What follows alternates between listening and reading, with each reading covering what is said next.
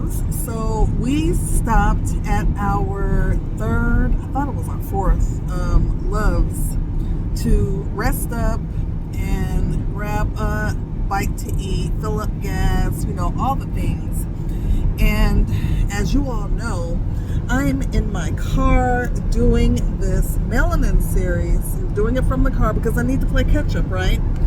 Almost 21 days of no content, no activity as it relates to our series because of a muscle injury that I had in my hip, on my right hip, and in my back. So I'm playing catch up in the car. So we're going to go ahead and continue on with this Melanin series as we travel from North Carolina to Texas. We're going to the Killeen area first, and then, we're going to go down to Dallas and then come back through Austin, Killeen, and then head out from there late next week. So anyway, I just wanted to catch you up on why I'm doing these from the car. But when we stopped at Love's, let me rewind. We stopped at Love's, and it's a beautiful day. If you haven't seen the videos previous to this, 2 videos before, check that out, because it was really dark and raining when we left, and it rained all the way until the time we went all the way through Alabama, and one of our windshield wipers broke on the driver's side. My husband is driving. We had this random person. He asked someone if they had a tool because I looked up a YouTube video, fixed it. So it was funny because once we got the windshield wiper fixed, it stopped raining. So I said all that to say, I was standing outside at the car and just walking back and forth and just really appreciating the sun, absorbing all that beautiful sunlight, the vitamin D, exercising those muscles and stretching, and getting ready to get back in the car so that we can continue on down the highway and get to our destination. So I thought it was totally apropos that I would be recording the Melanin series as the sun is out, and it's beautiful now. So I'm going to continue on. I'm really excited to continue with this particular episode, and you are going to find out why. This is the episode I have been building toward since we started this series, because the connection between melanin and neurotransmitters, specifically between neuromelanin and dopamine, it is one of the most profound and underappreciated pieces of the melanin story, right? So it goes beyond skin. I've said that for so long. It goes into mood, motivation, focus, and the neurological health of melanated people. And it happens across our lifespan. So I'm going to walk you through the science and connect every piece to something you may have already felt in your own body. Okay, so we're going to start, hopefully some of the stuff will start to make sense. So we're going to talk about the shared pathway here in the science.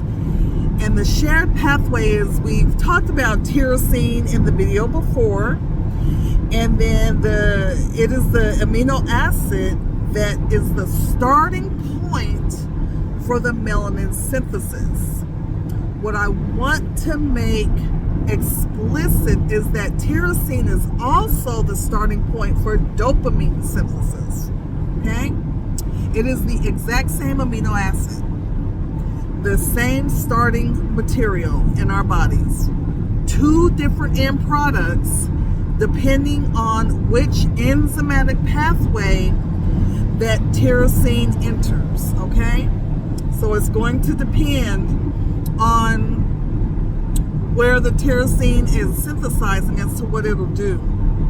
So the tyrosine, it converts L-DOPA through the dopamine through the enzyme tyrosine hydroxylase. From L-DOPA, 2 things can happen. And I said dopamine, it's DOPA, so I apologize. Dopa can be converted to dopamine by dopa decarboxylase. That is your mood and motivation pathway.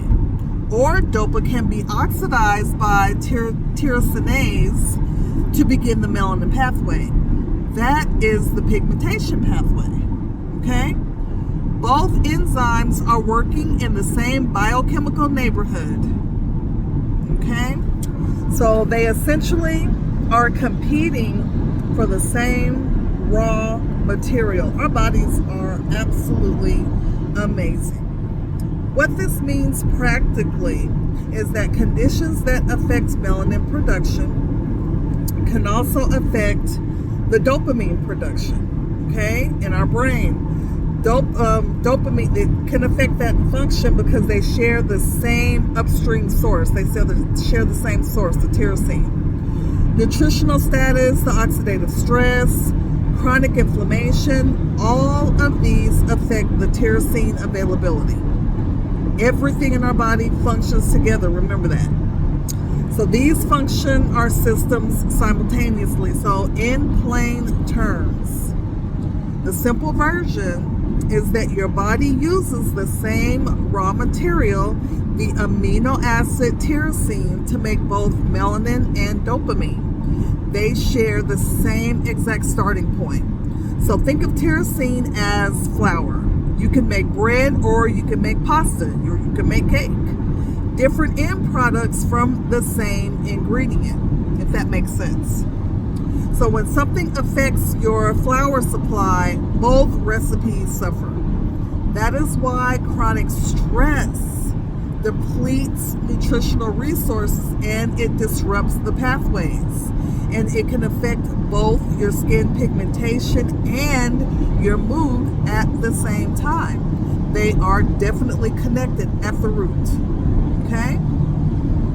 So remember, I'm always saying that the body works in concert. Everything is synthesis. Everything functions together. Nothing is separating. They've made us believe that over time, or we've been conditioned to believe that over time, but it's not true.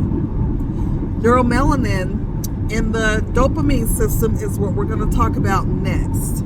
So neuromelanin and dopamine, neuromelanin is found in the highest concentration in the substantia nigra, which is the region of the midbrain that is the primary source of the dopamine in the brain. The name substantia nigra literally means black substance in Latin. It is named for the dark color that the neuromelanin gives it. Okay? So your major dopamine producing region is also your major neuromelanin containing region. They are not coincidentally located together. See? Everything in our body is made with purpose for a reason. Neuromelanin and the substantia nigra serves several functions. It chelates metals, meaning it binds to heavy metals, okay, particularly iron, preventing them from participating in oxidative reactions that would damage the dopamine producing neurons. Okay? So it binds to those heavy metals, in other words, to keep it from creating chaos in your system. It acts as a neuroprotective depot, and research suggests that it may also help regulate the dopamine system itself by binding excess dopamine and related compounds that would otherwise be toxic to the neurons. So it's acting as a protective quality in your body on both sides. The relationship between neuromelanin and Parkinson's disease is one of the most active areas of neuromelanin research. So they're actively studying this in Parkinson's disease patients. The dopaminergic neurons of the substantia nigra are progressively lost. So that's what they're saying is happening in that study. Black Americans have been historically diagnosed with Parkinson's at lower rates than white Americans. But research has found that this reflects underdiagnosis rather than lower actual prevalence. Okay? When access to specialty care is equalized, the rates are comparable. So they're saying it's not necessarily that we are not diagnosed at the same rate. It's underdiagnosed because our community oftentimes goes ignored. Okay? So in plain terms, substantia nigra is a region in your brain that produces dopamine. It is literally named the black substance because of its neuromelanin content. The people who discovered it named it for its color, and that color comes from melanin. Okay? Neuromelanin in this region acts like a protective buffer. It grabs onto heavy metals that could damage your dopamine producing neurons. And it holds on to them so they cannot cause harm in the body. It's literally protecting your brain and the chemistry of your brain. For Black Americans who carry higher melanin and therefore higher neuromelanin, the underdiagnosis of Parkinson's disease is a healthcare equity issue. It is not a biological protection. Our community deserves access to specialty care that accurately diagnoses and treats neurological conditions as well. Okay? So dopamine, mood, and midlife. Let's talk about it. In midlife, man, what is going on with the dopamine?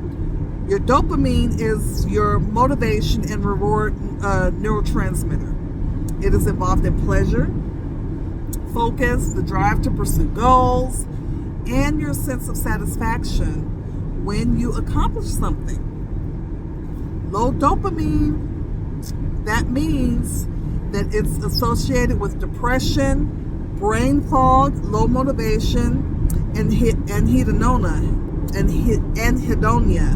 That is the inability to feel pleasure from things that used to actually feel good at one point in time. So for women in perimenopause and in menopause, this is particularly relevant. The estrogen, remember estrogen upregulates dopamine receptors and that sensitivity, meaning estrogen helps your dopamine receptors stay responsive. So when estrogen declines, the dopamine system becomes less responsive. And you may have the same amount of dopamine, but fewer receptors responding to it effectively. The flat mood, the low motivation, is it all starting to make sense? The sense that nothing feels as exciting as it used to. These are particularly explained by dopamine receptors down regulation. And it is in the context of estrogen decline. Our estrogen declining causes so many issues physically and emotionally. So because the tyrosine pathway feeds dopamine and melanin, chronic stress also depletes the tyrosine availability, and that affects both systems. This is one of the reasons that chronic stress can produce both mood dysregulation and pigmentation changes. It is through shared biochemical pathways. So in plain terms, anhedonia, the ability to feel pleasure from things that used to feel good, is a real neurochemical experience. It is not weakness. It is not ingratitude. It is a dopamine receptor issue. Estrogen helps your brain stay sensitive to dopamine. And when your estrogen declines in perimenopause, that sensitivity decreases. So even if your dopamine levels are okay, your brain is not. And it's not responding the way that it used to. That is why things feel like blah. We say flat, it's blah. So because melanin and dopamine share the same building block, right? Tyrosine is that amino acid. And the same chronic stress that depletes your mood can also change your skin's behavior. These are not separate problems. They are one system showing the same imbalance in two different places. Okay? So it is connected. You're not losing your mind. All right? So what supports the tyrosine pathway, and by extension, both the melanin and the dopamine systems? What supports that? Tyrosine from dietary resources. Foods high in tyrosine includes egg, fish, chicken, turkey, dairy, soy, and legumes or beans. Okay? The conversion of tyrosine requires iron, copper, and specific B vitamins, B6, B9, and B12. So remember, I can't remember which video it was. I'll try to connect it here when I was saying that you don't want to separate your science, your components in science. So we're taking all these supplements, but there is another supplement or a vitamin or a mineral that you need to have with that particular vitamin in order for it to synthesize, in order for it to do its work inside of the body. Okay, so we don't ever want to separate our chemistry. If we can help it, we want to get all of our things through our food, all of our nutrition through our food. Okay, so those B vitamins, B6, B9, and B12, yeah, all of which are commonly depleted in chronic stress. So chronic stress, we say chronic stress is the silent killer. Look up those vitamins, and then you're going to understand more about why. Okay? And it's also poor gut absorption. Excuse me. The herb Mucuna pruriens, also called velvet bean, and that's not one that I have in my apothecary, but that contains L-Dopa naturally. L-Dopa is the direct precursor to dopamine. Mucuna has been used in Ayurvedic medicine for centuries for neurological support and for mood regulation. So for women in perimenopause, dealing with that blah or that flat mood and low motivation, Mucuna is an herb worth knowing about. So you will want to work with your naturopathy doctor, your herbalist, and talk to them about that particular herb. Okay? So that's the end of episode 5. Episode 6 goes into melanin and sun exposure.